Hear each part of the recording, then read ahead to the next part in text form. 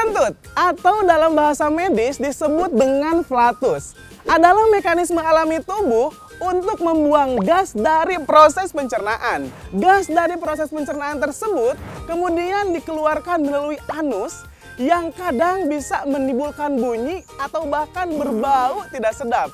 Saking dianggap normalnya, banyak orang yang belum tahu penyebab kentut. Yuk kita tanya, apakah masyarakat tahu kenapa sih mereka bisa kentut? Mungkin gara-gara sering makan kali ya, habis makan terus kembung kan, akhirnya kentut-kentut mulu deh.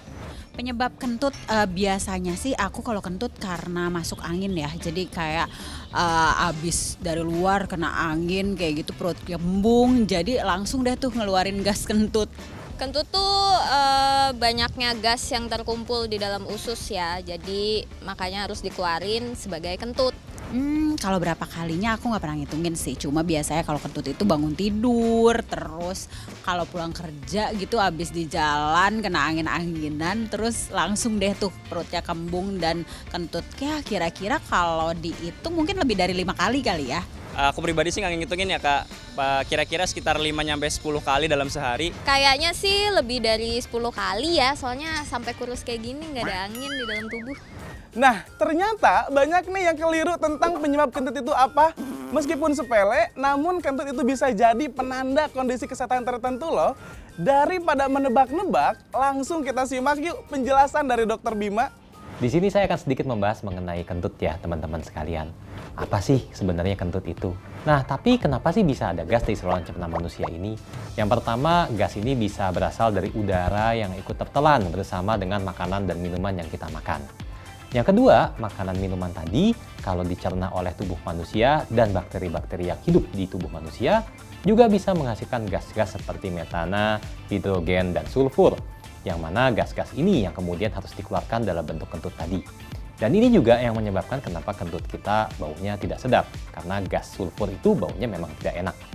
Kentut yang normal itu frekuensinya 7-14 kali dalam sehari. Nah, kalau teman-teman ngerasa bahwa kentutnya terlalu banyak dan ingin mencoba menguranginya, ada beberapa tips yang bisa dilakukan. Yang pertama, bisa mencoba untuk makannya pelan-pelan. Karena kalau kita makan terlalu cepat, tentu udara yang masuk ke pencernaan juga jadi lebih banyak. Yang kedua, makanan yang dipilih juga sebisa mungkin jangan makanan yang banyak menghasilkan gas. Seperti contohnya minuman bersoda, beberapa jenis sayuran seperti kol atau brokoli, dairy products seperti susu atau keju, atau beberapa jenis obat-obatan. Nah, kalau kita bicara obat-obatan tentu mesti didiskusikan dengan dokternya ya. Ngomong-ngomong tentang pergi ke dokter, kapan sih kita harus pergi ke dokter kalau berurusan sama kentut? Yang pertama, kalau ada gejala saluran pencernaan seperti sakit perut, atau mual muntah, atau diare-diare, atau ada penurunan berat badan. Nah, kalau itu kita mesti ke dokter.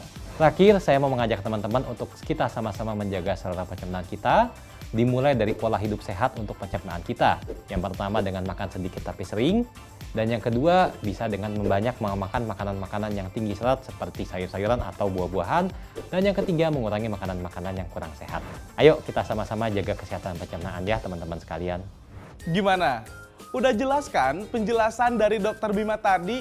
Nah, di Hari Pencernaan Sedunia ini, yuk mulai tingkatkan kesadaran akan pentingnya kesehatan pencernaan. Karena sistem pencernaan yang sehat bisa bikin daya tahan tubuh lebih kuat. Ayo, jaga kesehatan pencernaan kita.